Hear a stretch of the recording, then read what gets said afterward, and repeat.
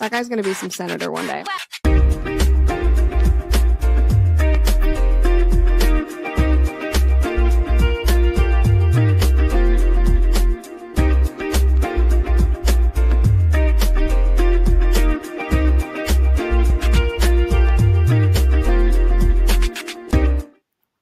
Good evening, ladies and gentlemen, and as always, welcome back to a brand new episode of The Jesse Hughes Show. As always, our ceremonial chair wine sip to start things off. It's been a busy week. It has been a busy week, both in life and in the news. We have seen a lot of things happening this week. I plan to talk about a lot of them. One of the things we saw at the beginning of the week was the Supreme Court decided not to hear a challenge to its 2015 decision in OBERGEFELL v. Hodges. Now, what is OBERGEFELL, you might be asking? Well, for a few of you who might not remember it, OBERGEFELL v. Hodges was the case that codified same-sex marriage nationwide and said that marriage, not only was marriage an intrinsic right, but same-sex marriage was also an intrinsic right found in the Constitution. I would love for them to show me where, and that it must be respected. A woman by the name of Kimberly Davis, who was a recently converted Christian, did not have a very good opinion of that case. And so in her capacity as the county clerk in her county in Kentucky, she refused to issue marriage licenses to same-sex couples. This led to a decade now of lawsuits and other legal matters that have led to the present moment, where a lawsuit that she brought that was sponsored by Liberty Counsel, a First Amendment group, very good group. I would highly recommend you go and check out their work. Their lawsuit made it all the way up to the Supreme Court, and part of what they were asking was for the court to consider a challenge to OBERGEFELL. Now, the court ultimately decided they were not going to do that, and I think that that was a mistaken decision.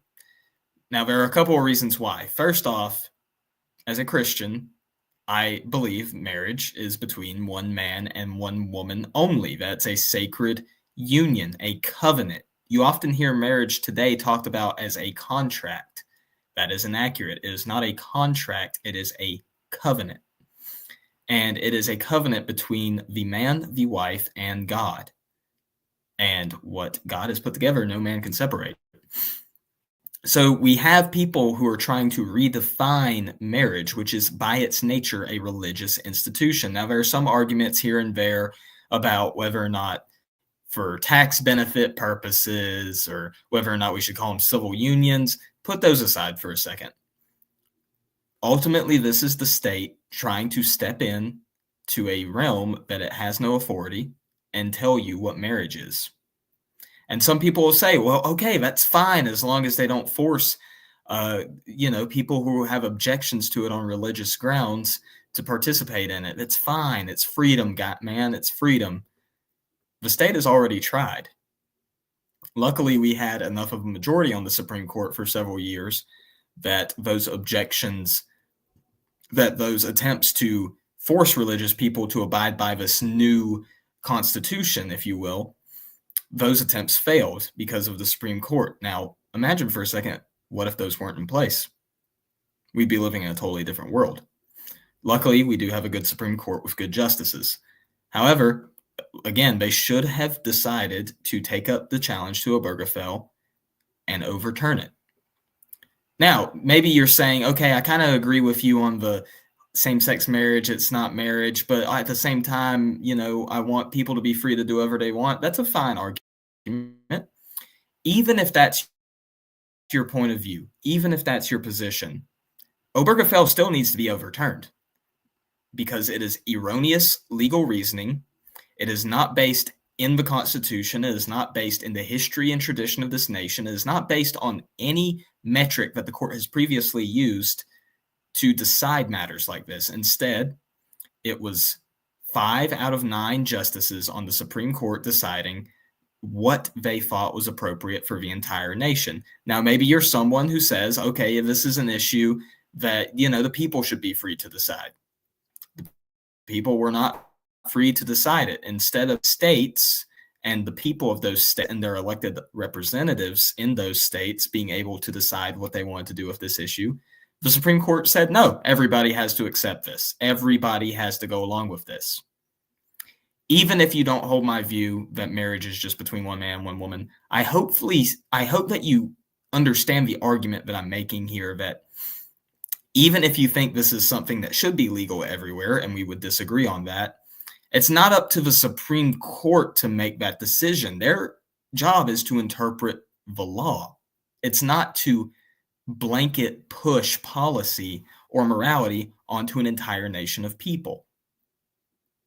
Now, I found out firsthand this week that if you criticize the court for not taking up this challenge to Obergefell, you will get a flood of very, very angry people coming at you and calling you all sorts of mean names or whatever. You have the typical fascist, misogynist, homophobe, whatever.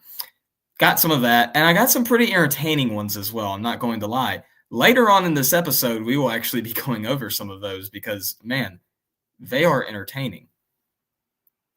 But it's interesting that as soon as you go after what I like to call golden calf of the left, one of their many golden calves, this being same-sex marriage, you don't get met with well-reasoned arguments or logical pushbacks or friendly invites for conversation. No, you get hit with straight-up hate.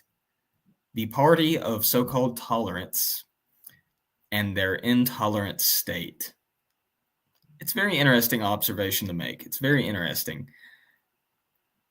But it goes back to the central point of one of the reasons why I believe same-sex marriage is wrong, is because I believe that God perfectly designed marriage in his sovereign will, and perversions of that, such as same-sex marriage, don't just pervert the institution, they also pervert the people that are partaking in it. Obviously, we know that sin leads to death, and repeated unrepentant sin is ultimately going to pervert one's soul. If homosexuality is a sin, as I think it is, we are seeing the effects of it clear as day within our culture and within our society and within our online discourse. I saw it firsthand. You've probably seen it firsthand. We all like to make fun and poke at those quote-unquote dysgenic freaks on the left. But how did they get to that state? It's because of unrepentant sin damaging their soul, which ultimately shows up in their outward appearance. At least that's what I like to believe. That's my position on that.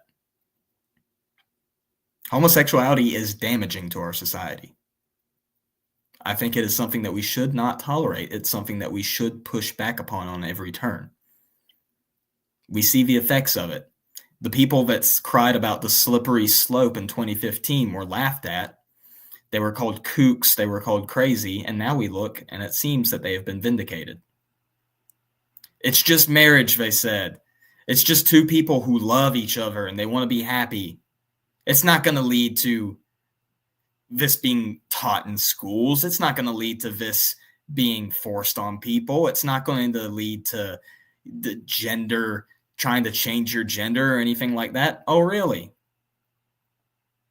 It's not going to be forced on people. Said the same people who said, shut up and bake the cake bigot to Jack Smith in Colorado. It's not going to be taught in schools. So why don't you tell me why we have Drag Queen Story Hour? And why don't you tell me why we have pornographic material being given to children? And why don't you tell me why we have kindergartners being taught about gay sex? It's not going to lead to people trying to change their gender. Do I even need to say anything on this one? We had a nationwide debate for the last 2 years about whether or not it's appropriate for a man to compete in a woman's sport. I don't want to hear about the slippery slope being a fallacy. I don't want to hear about me being some kook or crazy person because I thought that this would lead to worse consequences. It already has. And we're seeing that play out before our very eyes. Now, maybe it might be that the Supreme Court looked at the merits of the case and decided, the conservative justices decided, you know what, maybe we want to do this. Maybe we want to take up this challenge. But we don't think that this is the right case to do it. That could be. And there could be merit to that claim. And so that means it's up to us to bring a better case, one that they can't ignore, and one that will hopefully bring an end to this scourge on our land. Even if you don't agree with me about the sinfulness, even if you don't agree with me about the morality of it, I at least hope you agree with me with the fact that this was not a decision that should have been forced upon us by 9 justices on the Supreme Court. Ultimately, I believe that this is something for God to decide. But as a political matter, it's also something for the people to decide. Hopefully, we can at least find common ground on that. That's my position. The Supreme Court made a huge mistake, and I hope to see them rectify it soon. We'll get into the crazy replies and some of the things that were said of me when we get to a later point in the show. But before we get to that point, I really need Chair One to sponsor me. I really need them to sponsor me. That would be amazing. Before we get to that point, we are going to have a little bit of a less typical conversation than we usually have. Now, when I say the words Christian music, what comes to your mind? For a lot of people right now, it's probably Forrest Frank, which, good option. For a lot of people in the circles that I run in, they probably think of hymns and old-fashioned songs, things that I love. My church sings hymns. I love the hymns.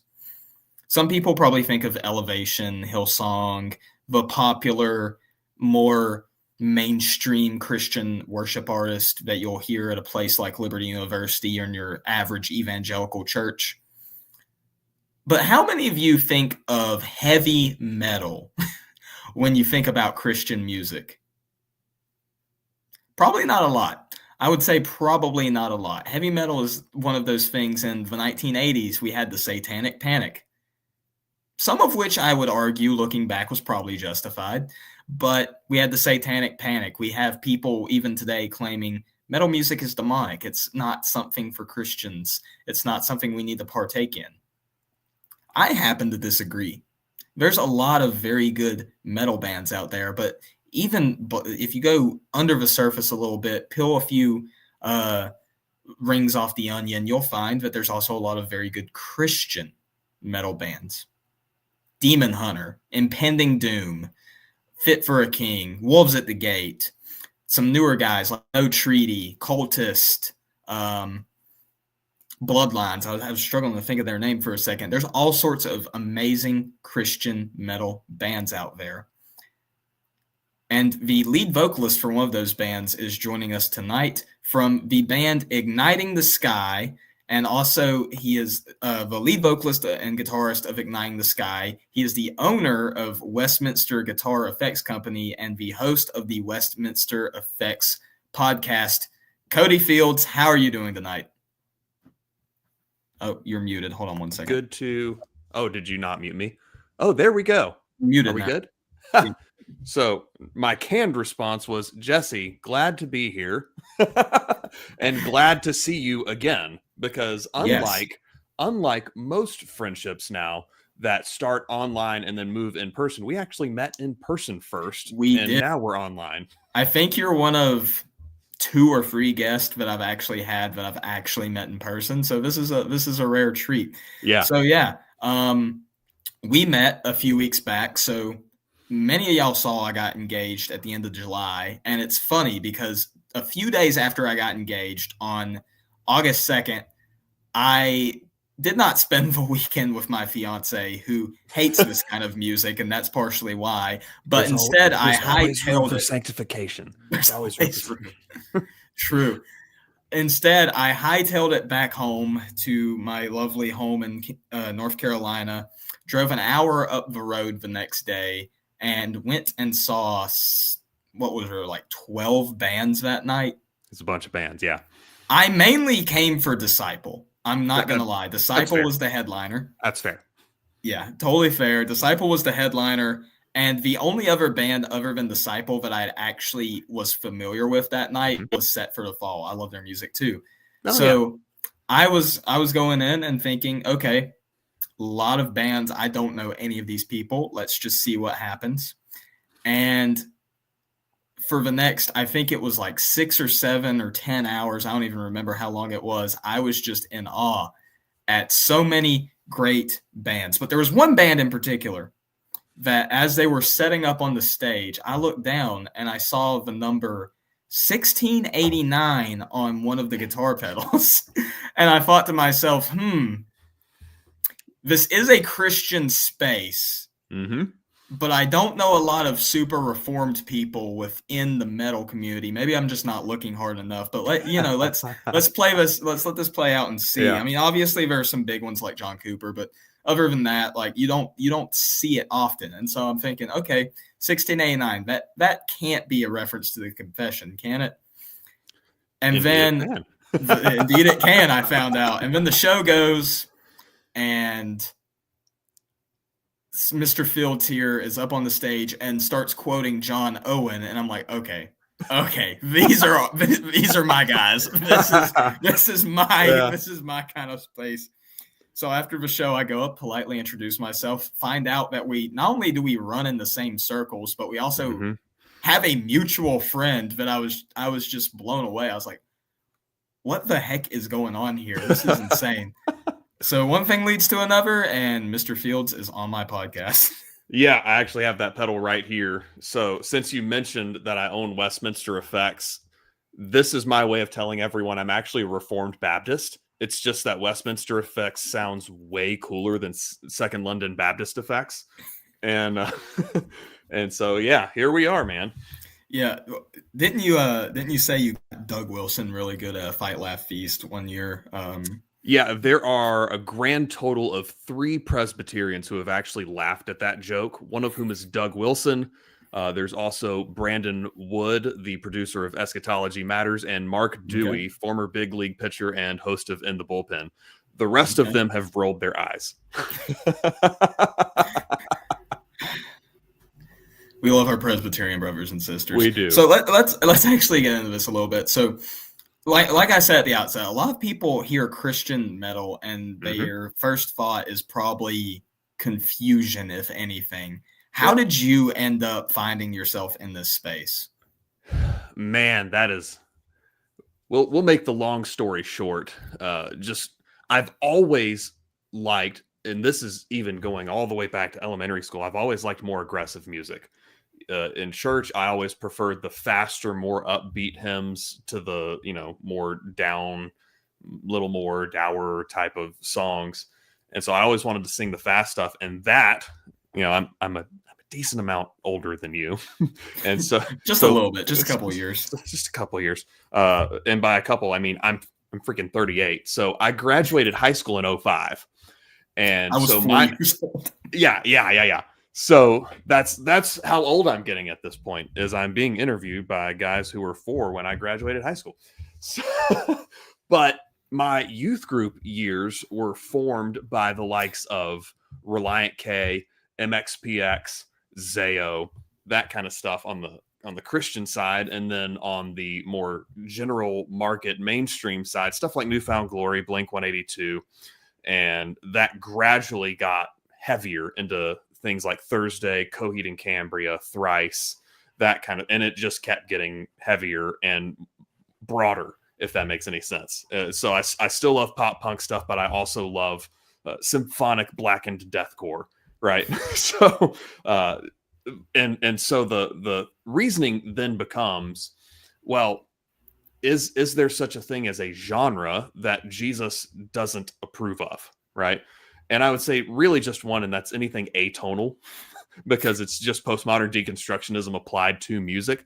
But Jesus Christ is Lord over music, which means he's Lord over how 6/8/4/4, the key of A works, how, the frequencies of each note, how vacuum tubes in a guitar amp respond, all of that, and even false chord screaming, right? Like, he made those things to work that way on purpose.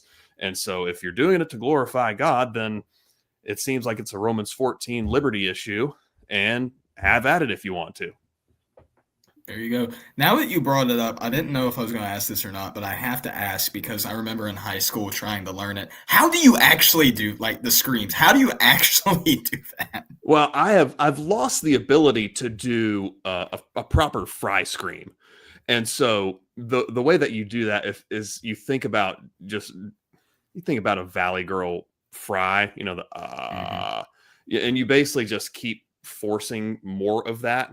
You're not actually talking, right? You're forming syllables with your mouth, with your lips and whatever, but you're not actually talking. You're not, hey, like screaming, like you're not yelling. What I do is more of a false chord. So if you think about an exasperated teenager going, and you just let everything completely relax in there, and then all you're doing is shaping the pitch at that point.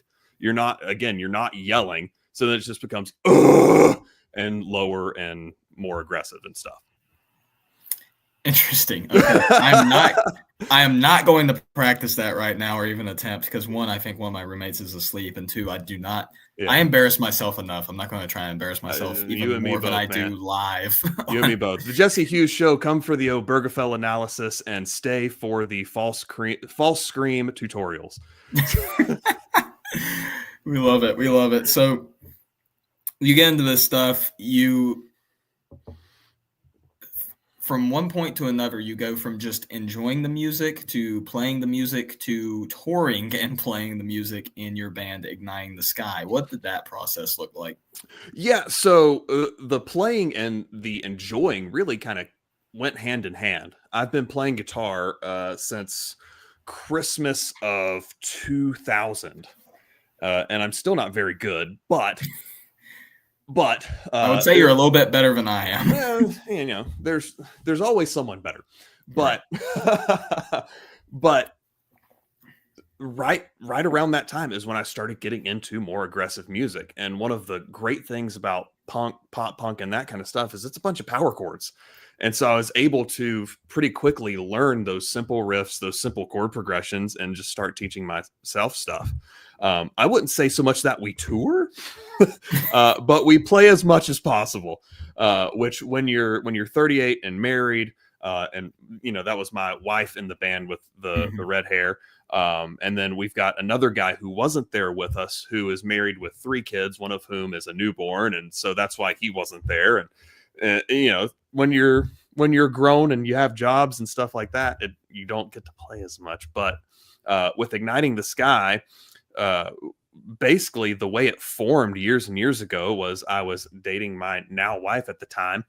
We had a band split up and we wanted to keep making music, and literally we formed it by meeting people on Craigslist.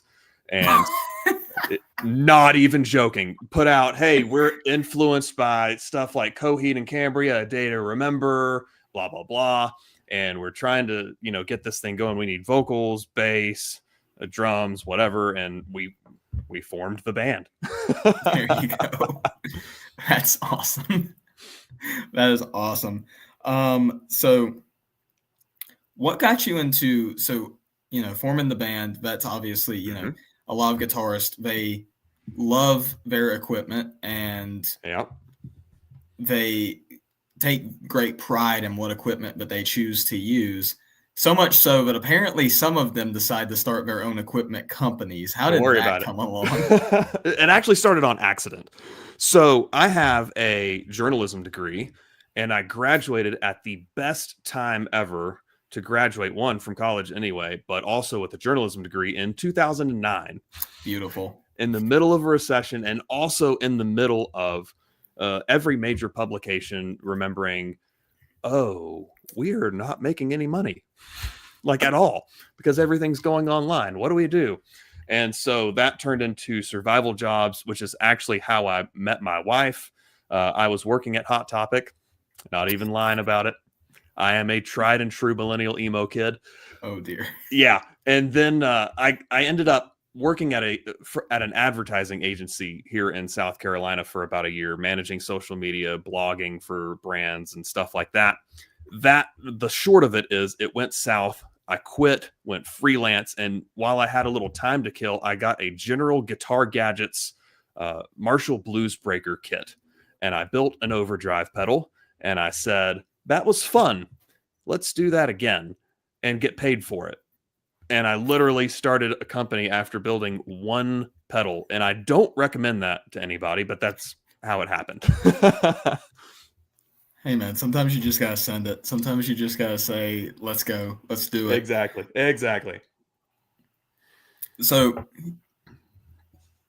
you're in a band, you have a guitar effects company, which your podcast also shares the name of your effects company. Yep. I think you're involved in, don't you work for your church, or are you just helping out with that? Like what's the relationship there? Yeah. So I'm a deacon at my local church. Okay. And we're confessionally reformed. I actually had a pretty big role in forming our confession when we officially went confessional. So we kind of blended the 1689 in Westminster, and people from both sides will want to strangle me for that. But it was meant to be more of a descriptive document, like, hey, this is just where we are kind of thing. But anyway, so yeah, I'm active in my local church. I play guitar most weeks. And I'm also a deacon. I help with our high school guys' Bible studies, Sunday school type of stuff on Sundays. And what else? Oh, yeah, the podcast. We do record that at the church in our offices. It's typically me, my pastor, and when we can get him, a confessional Lutheran friend from Nebraska that will beam in. He's not available to do that as much anymore, but that's the goal. And the tagline of Westminster Effects is for the glory of God and the tone of his people. One, because I'm a dork for puns. But I mean, that's what we're after. We're after glorifying God and whatever. And if we're going to talk about worship leading, if we're going to talk about something political, generally musical, generally theological, or what have you, it's how can we glorify God and equip his people to enjoy him forever.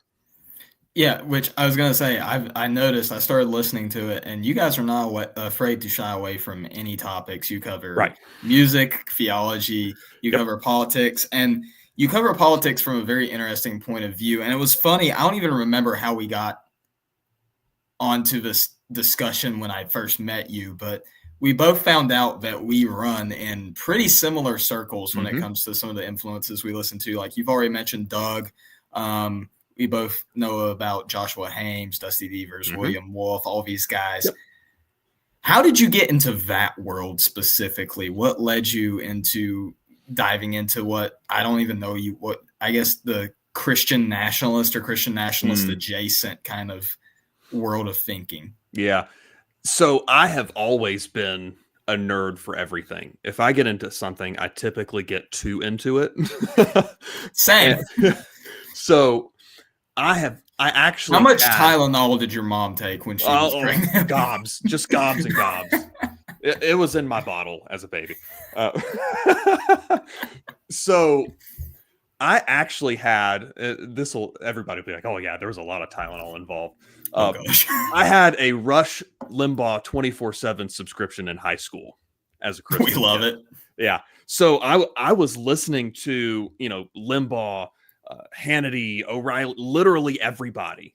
Some of those I, would agree with more than others, of course. And some of those I would agree with significantly more today than back then. But I've just always been into it. I've always, I guess, given a rip about how society runs and what's best for human flourishing. And so for a while, that led me to having a mile-wide, very libertarian streak. And so, I mean, all of us. I wanted to. It happened to all of us. Yeah, it got to be where I wanted to be an anarcho-capitalist, but Romans 13 wouldn't let me. And so, if everything comes down to what does God say, then I have to go that way. And so, I personally, I don't love the Christian nationalist term. I'll use it if I have to, right? Like if I need to shorthand it with somebody. I prefer, if we're going to get nitty gritty, I like Christian localist, because if you think about what you're probably a big John Harris fan, aren't you? I do like John Harris. I appreciate a lot of what he does. And obviously, like, we're all people. We're not going to agree with 100% of anything anybody says, right? But like de Tocqueville said in Democracy in America, I think that was the book. I might be remembering that wrong, but regardless, it was de Tocqueville. He was really keen on, man, that county system is the most important thing to them. And it was actually looking people in the eye and saying, hey, what's affecting you? Because all politics is local. And so I am actually more concerned with what's happening in my own community right down the street from me than I am with DC, even though that's really important. So if that makes any sense at all. Yeah, absolutely. And also, that was not, for anybody watching, that was not a shot at John. John is a friend of the program. We love him. By all means. We would love to have him. I would love to have him on someday. I need to DM him, actually, and try and get that set up. It's funny. I think we barely missed each other, because I think he stopped. He had grad classes at Liberty, and I think he graduated, if I remember correctly, sometime around like either 2020 or like right before it, and I started classes in 2020, so just barely missing each other.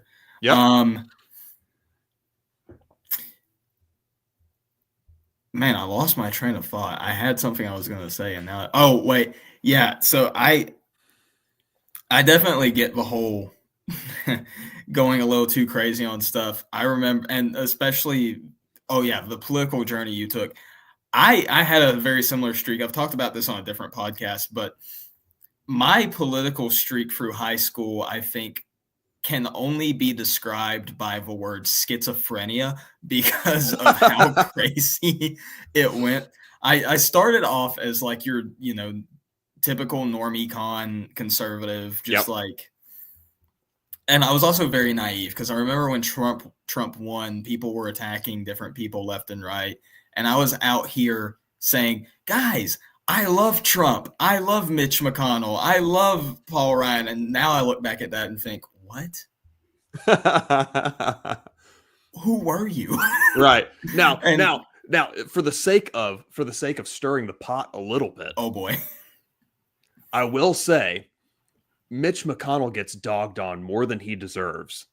Roe doesn't get overturned without him putting his foot down and saying, no, we're not going to confirm another Supreme Court justice while Obama's in office. No, I totally agree. Totally agree. When it comes to some stuff on certain policies, I'm like, okay, Mitch, shut up, get out of the way, retire already. Something. Absolutely. But there is something to be said. I remember watching a video there was something about, I think it was Robert Bork, how Robert Bork's confirmation hearings in the 80s went, that just lit this fire in him to go completely as hard as he could on anything Supreme Court related. And as soon as he became majority leader, the dude got stuff done especially when it came to the court. Like he was we are going to confirm our people. We are not going to confirm their people. And there is something admirable about that. And I do have a lot of respect for him in that regard. Yes. But he's also 100 years old and needs to retire. Yeah, and he looks like a turtle, but that's neither here nor there. Like a turtle. But yeah, I remember in high school just being like, man, all these guys are great. Oh, how naive I was. And then I, among a lot of my friends, liked to kind of crap on and joke about this whole like alt-right pipeline that was going on back in the day. But that low-key did suck me in. And I remember within a span of 6 to 7 months, I somehow went from NormieCon to somewhat fascist adjacent to libertarian. Yeah, that's often how it goes. I never went that far. But I basically went NormieCon, libertarian, and then interestingly enough, when I was like, I was hard libertarian. My pastor actually challenged me. He's like, what you really need to do is not import what you think should be to what the Bible says. What you need to do is really get what the Bible says and apply that. And now I'm a general equity theonomist. Beautiful. And that was pretty short work of that. And it was just like, dang it, I can't be an anarcho-capitalist. Yeah, no, I was basically, I wasn't quite an anarcho-capitalist. I think the term is minarchist, which is like the most minimum amount of government possible, because I remember thinking, well, there has to be something that at least ensures our rights are protected. Beyond that, whatever. But it was interestingly, the first break in the wall for me came when I got to liberty.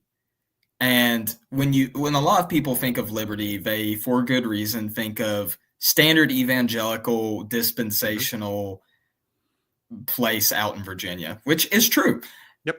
And somehow that standard evangelical, dispensational place out in Virginia turned me into a Calvinist my freshman year. Attaboy. So doctrines of grace finally clicked in my head. And so that was step one. And then I realized, wait, humans are evil. Yep. Maybe libertarianism is not good.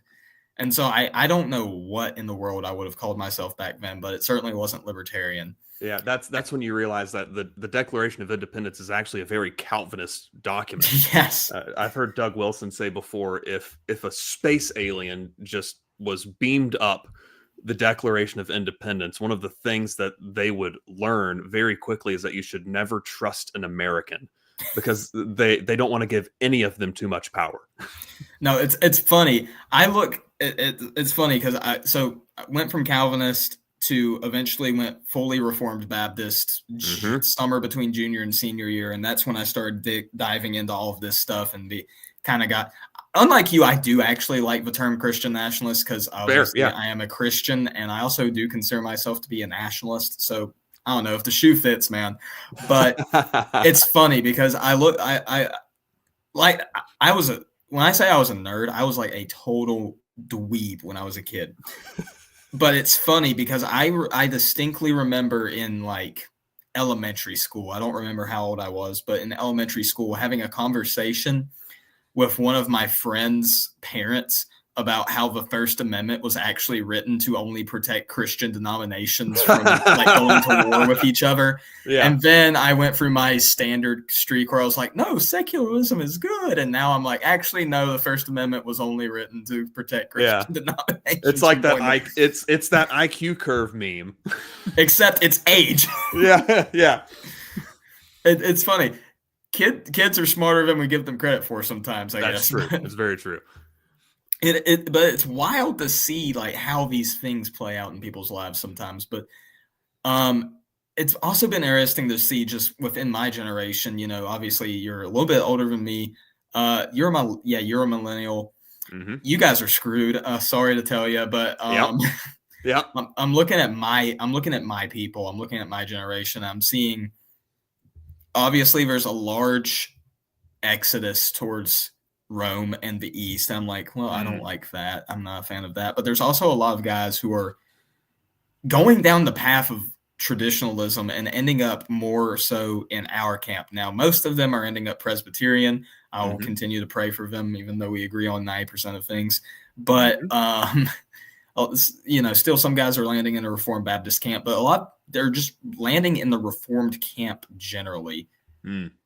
Being a little bit older, what do you think it is that is like drawing people towards that? So, I mean, I think you nailed a lot of it just with the term tradition.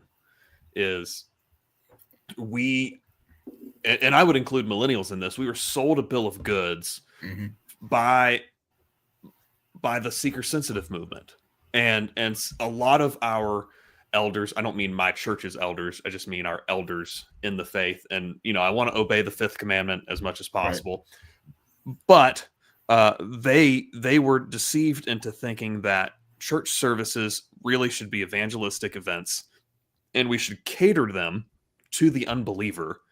And that has backfired spectacularly. And we see that at my own church. And it's interesting that you say that, most of these guys are in land, either Rome, Eastern Orthodox, or Presbyterian, all Paedo-Baptist traditions. We've kind of experienced the opposite at my church. Is we've gotten a ton of people from Lutheran and Presbyterian backgrounds, as well as people coming in from our local megachurch saying we're starving and we need to eat.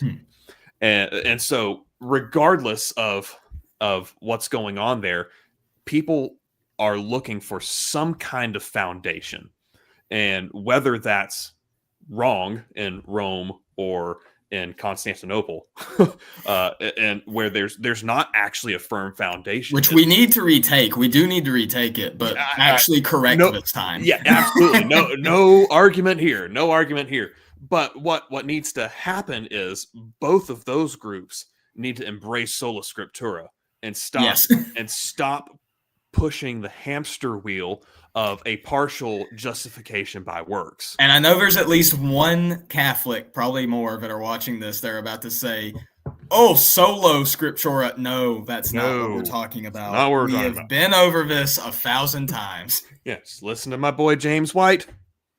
Let him define it. He'll do a better job than me, but it's not solo scriptura in the slightest. That would be the more Big Eva types. Now, in terms of Reformedom, with Presbyterian, Reformed Baptist circles, and that's Presbyterian, whether it's, PCA, OPC, CREC, all of them, it's people are hungry. They're starving, and those types of churches are the ones that will open the word and say, "Here, eat." Right? Like one of the things that our elders do is they say, "Look, during a sermon, all I am is a waiter. I'm serving up the meal that God cooked. Let me tell you about the meal," right? So here's this ribeye, 12 ounces, medium rare. I'm getting hungry now. Here's a giant baked potato and a glass of red wine. Glorious, right? Now devour this thing. As opposed to, all right, let me tell you 3 ways to have a better marriage by next Tuesday. Yeah. That doesn't actually help anybody. If you preach the word, you preach the full counsel of God, you get better marriages by preaching the full counsel of God, because then you get wives submit to your husbands, husbands love your wives as wives love the church, and so on. It all just works itself out, and your church gets deeper and you'll grow more.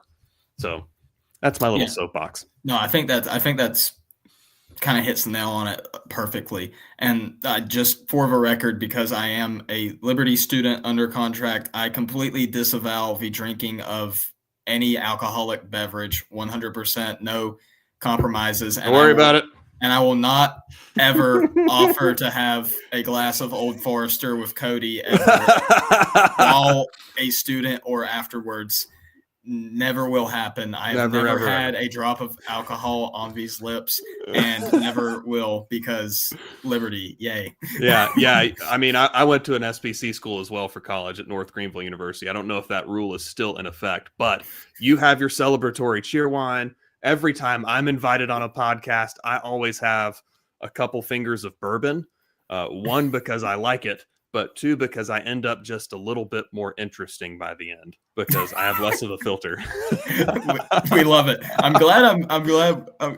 Keep going. Yes, I have. But I will say I have never, ever experienced alcohol on my lips. Not even for communion. I actually didn't drink until I got married. And I went from 0 to Johnny Walker tasting on the honeymoon cruise. And I was just like, oh, that's pretty good. Let's keep going. So I will share this story just because it happened when I was an undergrad, so I can't get in trouble for it now. The first sip of alcohol, anything that I ever had, it was the 4th of July in 2023. I was interning in Washington, D.C. You're morally obligated at that point. At that point, yeah, you have to. And I told my roommate, you know what, just for the heck of it, I want to try something. Give me a recommendation. And so through his, I don't know if it was scheming on his end or if he just legitimately thought that this would be a good first taste for me, I ended up ordering, and he bought, thank you, Evan, a glass of Old Forester on the rocks. My first ever alcoholic beverage. Diving in the deep end. Diving right in. And I'm not going to say that I loved it because liberty, but if I had to go back, I would do it all over again. I would not change a thing about what happened. Now, I will say, once you are out of liberty, you definitely need to get into some Islay Scotch. It smells like leather, tastes like you're drinking a baseball glove, and it's amazing. Beautiful. I will totally wait until I have graduated to try that. 100%. Your terms are acceptable. Yes. This is going amazingly. I love it. This is probably the most chaotic interview I've had so far, but that's what makes it special. Exactly. That's what makes it special. That's what I'm here for. How did you decide to even start the podcast, I guess is a good question.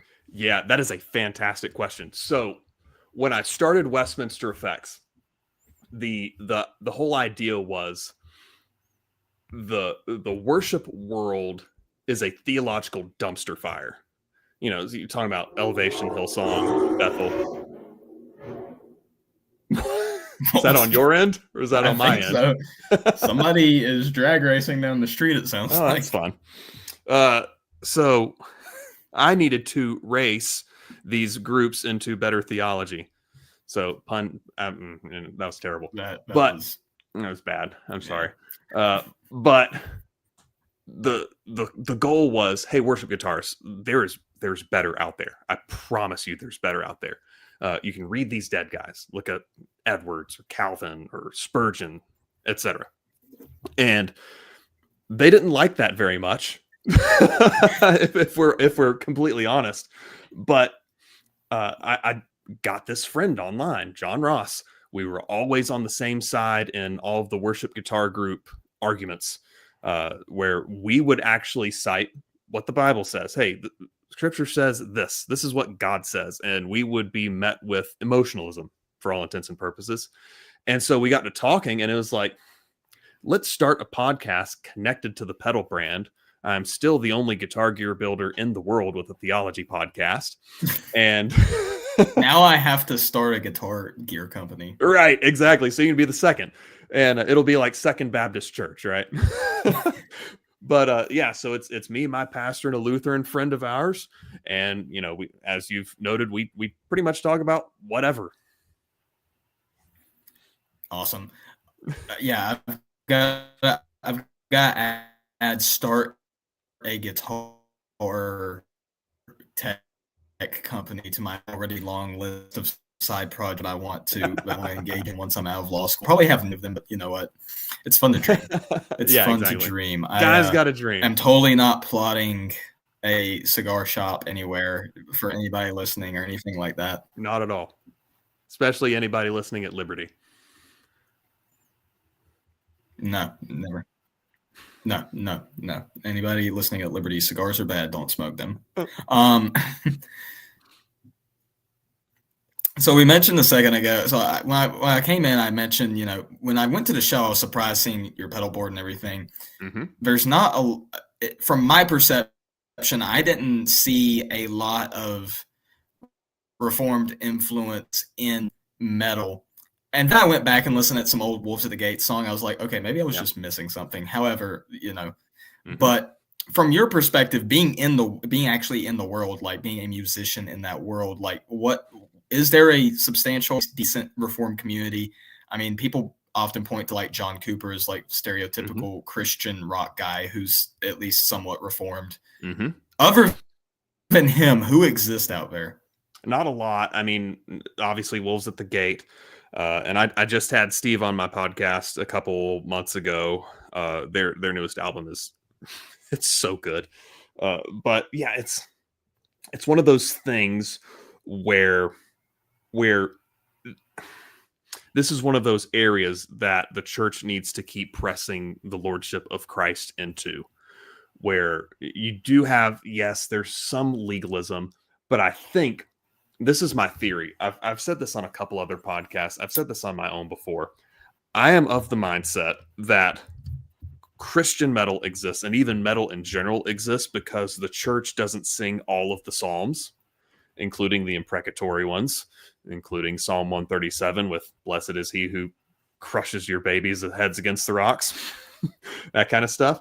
And so, when the church gets its act together and says, yes, all of these emotions are given by God, whether that's the major key, let's happy clappy, feel good type of stuff. Yes, that's a good thing. We need those emotions. We also need laments. We also need Psalms like, God, are you there? Seriously, are you there? Because I feel like you're not. And then, the conclusion of those Psalms is typically coming back around to, yes, I'm going to sing your praises. I know you're going to deliver me and stuff like that. So this is one of those things the church needs to do some more work on.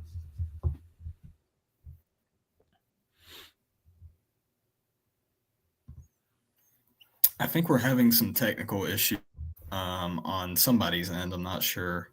Oh, there he is. He's back. Hey. So I heard about half of that. I hope the audience heard most of it. We'll find out, right? And he's gone.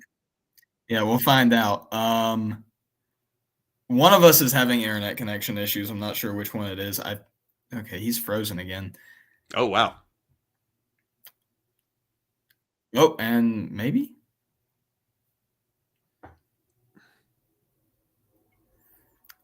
All right. I can back out and pop back in if you want me to. Oh. It's Travis again. Are you there? Yep. I'm here. All right. Man, this is going okay, and he's frozen. I can back out. All right. We're going to call it. Thank you, Cody, for joining. If you can still hear me, thank you for joining. Sorry to all of y'all that had to witness the end of that, just because it kind of got a little messy there at the end with the connection. But we appreciate him. You can go follow him on X. Let me pull up I was going to have him do this, so now I've got to find it.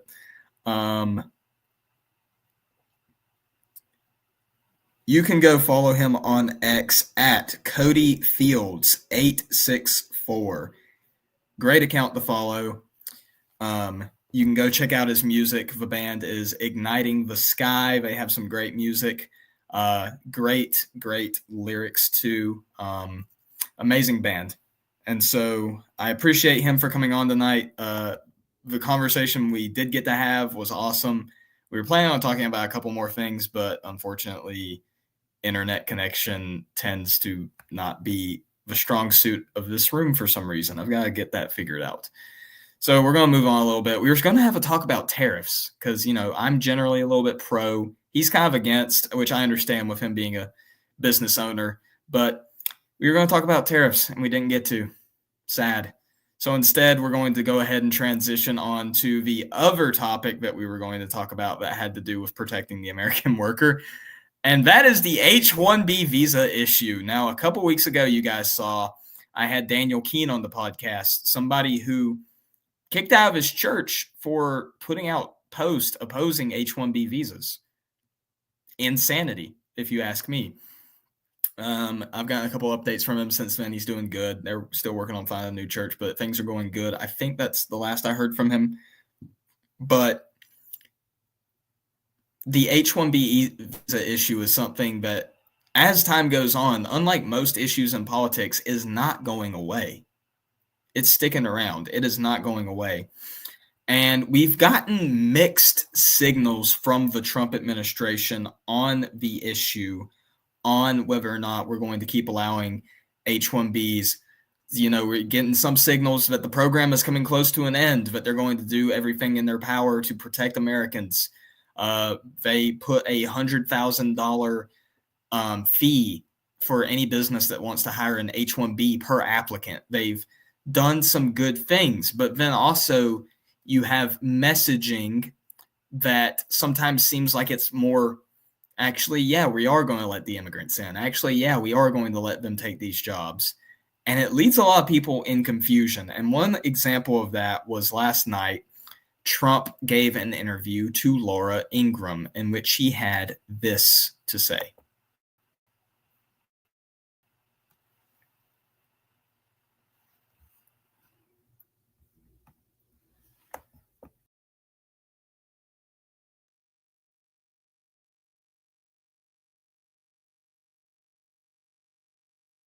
Republicans have to talk about it, Laura. And does that mean the H-1B visa thing will not be a big priority for your administration? Because if you want to raise wages for American workers, you can't flood the country with tens of thousands or hundreds of thousands of foreign workers. You also do have to bring in talent. When we have plenty of talented people here. No, you don't. We don't have talented people here? No, you don't have. You don't have certain talents, and people have to learn. You can't take people off an unemployment line and say, I'm going to put you into a factory where we're going to make missiles, or I'm going to put you. How did we ever do it before? Well, I'll give you an example. In Georgia, they raided because they wanted illegal immigrants out. They had people from South Korea that made batteries all their lives. You know, making batteries are very complicated. It's not an easy thing and very dangerous. A lot of explosions, a lot of problems. They had like 500 or 600 people, early stages, to make batteries and to teach people how to do it. Well, they wanted them to get out of the country. You're going to need that, Laura. I mean, I know you and I disagree on this. You can't just say a country's coming in, going to invest $10 billion to build a plant, and going to take people off an unemployment line who haven't worked in 5 years, and they're going to start making missiles. It doesn't work that way. So, obviously, there were some decent points raised in that interview, but a lot of people were very mad about the fact that Trump just stripped when asked about, don't you have talented people in America? He said, no, you don't. It seemed to a lot of people like he was dismissing our concerns. And that's something that's been a little bit of a hot topic recently on other aspects like affordability and the economy. A lot of people feel like he's being surrounded by yes men and advisors who are not telling him the actual state of things. You know, we've seen him talk about, I don't want to hear about affordability. We're going to tackle that next year. And it's led to this situation where you have a lot of people today declaring MAGA is dead. And you have a lot of former supporters going crazy thinking that Trump has abandoned us on this issue. Are they justified? Are they right? Has Trump abandoned us on this issue? I think the truth is a little more complex than what we are seeing. Now, first off, obviously, I am against H-1B visas. I want them eradicated. I am someone that wants an immigration moratorium, and I wasn't even born in this country. It just shows you how much I care about the American people and want to see them survive and prosper, because I think that the Hart-Celler Act was a mistake. I think that the way that immigration has been handled for the last 40 to 50 years was a mistake. something we need to desperately fix. I'm in favor of moratorium. I'm in favor of getting rid of the H-1B visa. I'm in favor of drastically reducing the number of legal immigrants that we take in after the visa is gotten rid of. But that being said, I don't agree with the way Trump worded things, but I understand the sentiment which he is trying to portray. Yes, it would be awesome if we got rid of the H-1B visa tomorrow. That would be amazing. I would love that. But he brings up a good point that because of how long this process has been in place and because of the way it's affected working people in this country, there are some jobs that a lot of Americans don't know how to do because that job has either been sent overseas or there's been a foreigner that's been imported to do it. Now, I am of the belief that Americans can do whatever they put their mind to, that there is no challenge too hard for an American. There is no mountain too high for an American. There is nothing that can stop us. We beat the odds 100% of the time. But you also have to live in reality a little bit. And now Scott Bessent went on Fox News this morning and was playing damage control. And one of the things he said, which I thought was a pretty good point, was that the vision is for bringing these jobs and these factories back to America, temporarily keeping some of these people that we've brought over to work a lot of these H-1B jobs, having them train Americans to do these jobs, and once it's possible for Americans to completely take over, these people get sent home, and then hopefully that means the end of the program totally. Honestly, I think that's a reasonable, sensible approach. And I think there's a little bit of poetic justice in the idea that the common trope we always hear of Americans are training their replacements from their foreign replacements will hopefully soon be reversed to the foreigners are training their American replacements in some of these same jobs. I hope that's something we get to see. Now, on other matters, like we see people freaking out thinking that Trump's not doing enough on immigration. I just wanted to read this post from it's an account called Chief Engineer. This is somebody more so in the STEM world, more so in the engineering world, but somebody who has been a hardliner on immigration and I think is a great account to follow. And this is what he wrote on X following that interview. Its title is Trump's Words versus Trump's Moves. Last night on Laura Ingraham, some people took that as a softening. It's not. On September 19th, 2025, Trump signed a presidential proclamation imposing a $100,000 fee for certain new H-1B petitions, and that document described H-1B dependents as a, quote, national security threat. In the interview with Ingram, he said, no, you don't have enough talent. There are certain skills you don't have, and people have to learn them. He's talking about Americans. Again, the proclamation text in his $100,000 H-1B application fee specifically states that the abuse of the H-1B program is also a national security threat. That's policy. He's acknowledging what every serious strategist already knows. America has become dangerously dependent on foreign technical labor. He stated this. You don't fix that by detonating the system overnight. You fix it by building the replacement. That's what Project Firewall is. It's not about keeping visas flowing. It's about creating insulation. So when we finally shut the tap, the American workforce is ready. Look at the moves of the last 10 months. The $100K H-1B fee proposal. Employer raids and visa audits are ramping up. Federal arrests and revocations for fraud. Tech company investigations are already underway. Education reform to fast-track citizen talent. Trump's not going soft. He's playing a long game. He can't trigger a mass exodus while national security and major systems still depend on these workers. He's stabilizing before he strikes, exactly what a president should do. What he says is diplomacy. What he does is strategy. And I think there's a certain degree of truth to that. And there's also other evidences that we've seen through Trump's deportation policies and through his immigration policies. We are on track for net negative migration for the first time in I don't even know how long, certainly not in my lifetime, probably not even in Cody's lifetime. We are on track for net negative migration because of the policies that are being put in place. So what's the problem here? What's going on? It's a problem of messaging. Something that, if you've been around long enough and paid attention, Republicans and Republican administrations are notoriously bad at. We do not do good at messaging.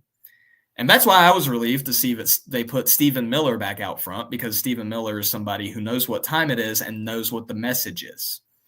We've seen J.D. Vance also talk about these issues. When he was at Ole Miss about a month ago, he talked about, there's nothing Americans can't do.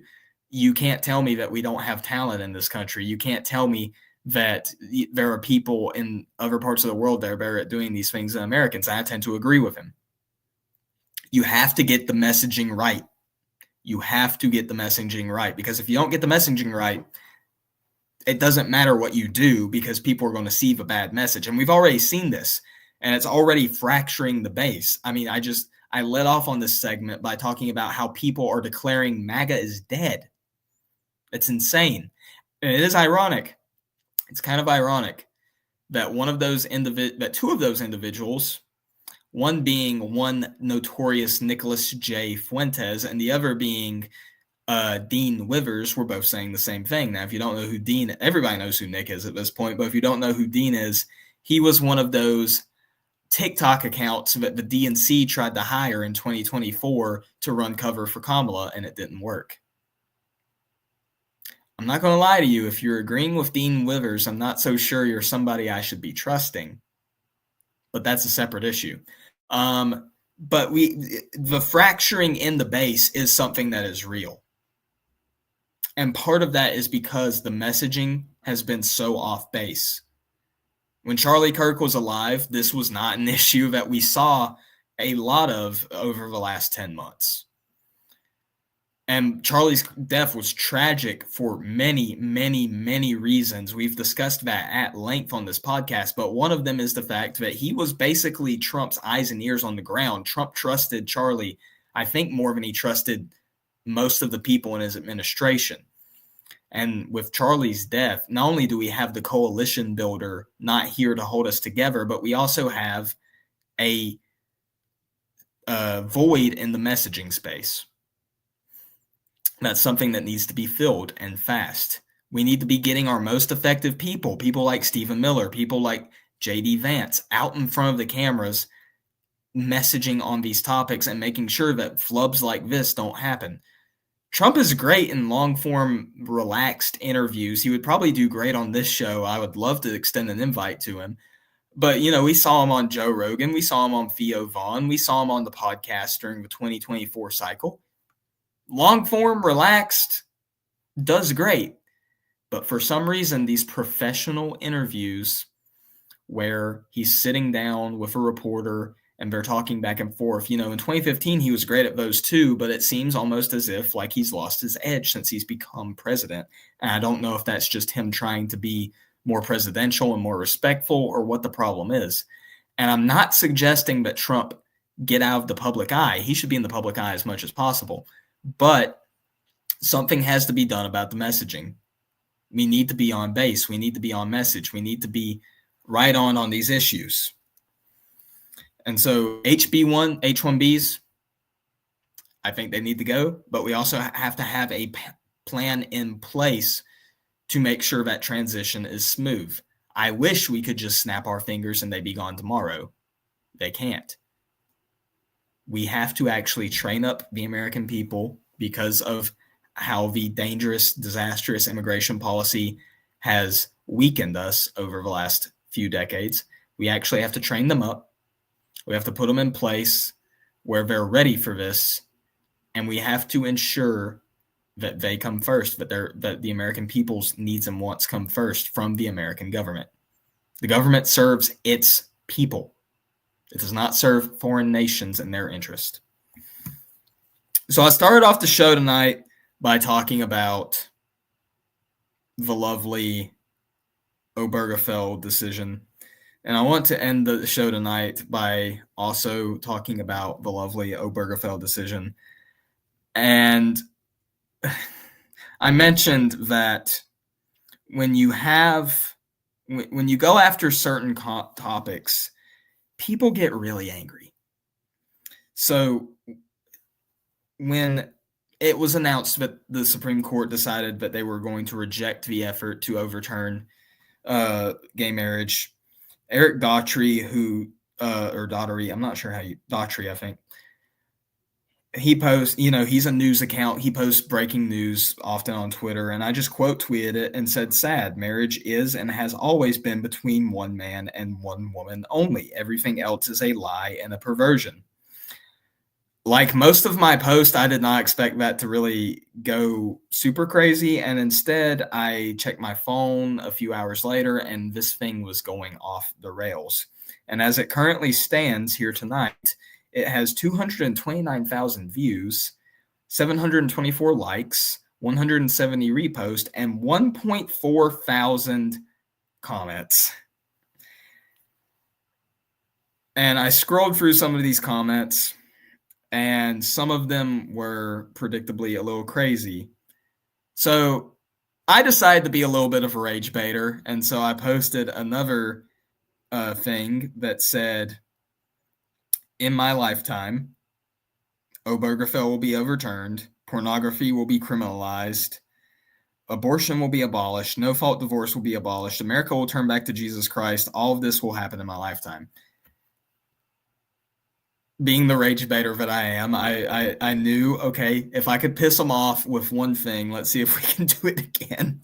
And it worked. And so I just want to go through and read some of these comments, because some of these are actually okay, and other of these are hilarious. So here's one. The great thing about the U.S. is we get to practice the faith of our choice or not. Feel free to spread the word of your God, but don't force your beliefs on me. This country was founded by people fleeing countries with official religions, and we'd like to keep it that way. Ironically, this country also had established churches in almost every state up until the midpoint of the 19th or 18th century, as well as it wasn't. Up until like the mid 1800s, there were established churches in this country. There were blasphemy laws in this country up until 50 years ago. There were religious tested for office in this country up until 50 years ago. People need to read history. Luckily, in an evolving society, none of that will happen. Just a heads up, none of this will happen in your lifetime. Hope this helps. How about paying porn stars with campaign finances? That was a myth that got debunked. Separation of church and state myth got mentioned several times. Jesse will come out of the closet. This one got mentioned. This was a common theme several times. For some reason, when you threaten anything that has to do with Obergefell or gay marriage, they accuse you of being gay. It's very interesting and kind of funny. None of that will happen. I love the attitude, buddy, but let's shoot for something they misspelled it, for something a little bit more in your wheelhouse. There's always Iran for you. The Bible teaches in the last days iniquity will abound and the love of man will wax cold. Yeah. I have a post-millennial theology, so I don't necessarily always agree with that kind of sentiment. Oof, sounds terrible. I wish you the worst possible luck in all your endeavors. Can't wait to live do the Christian version of Sharia law here. Fire emoji, fire emoji. I don't even know what these people are trying to say sometimes. Says the where's my hug looking odd dude. That one made me laugh when I first saw it. People stay saying this and then they keep dash. Never mind, actually. No, finish your thought. I would love to hear what you said. That's a lot of words for I want to own a woman. Okay. Not really, but okay. Marriage isn't inherently religious. Wrong. It existed before religion. Wrong. Second, the country is founded on freedom of religion. You're almost there. And it's why a country can never have a set religion. Okay. I would argue differently, but okay. There was one I saw, I can't find it, but there was one I saw that really made me laugh, and it was just a picture of a white guy with tattoos who kind of looked like Cody, and the text just said, he's sitting down here in the thing so I can see him, and he's laughing. The text just said, "Shut the F up, you stupid cracker." And I'm not going to lie, that made me bust out laughing in the middle of the law library. I don't know what it is. There's something about getting called a cracker that just makes you laugh. I'm not sure what it is. But as you can see, when it comes to the defenders of same-sex marriage, they're not sending their best, folks. They are not sending their best. And so I put out another little bit of a rage baity tweet earlier just saying leftists are vile and they make vile arguments. And while it was somewhat rage baity, it is true. You present them with a logical argument and they don't follow logic. It's interesting to see. Instead, they just insult you. But I would never do that. Unless I would, but that's another conversation. But, you know, pray for our country. We're going through some interesting times. I'll just leave it at that. Pray for our country. Thank you guys so much for tuning in tonight. I hope you enjoyed. It has been a pleasure. It was great to have Cody on. It was great to talk about some of these issues with you guys. I hope you have a great rest of your week. God bless you. God loves you, and so do I. Have a great night.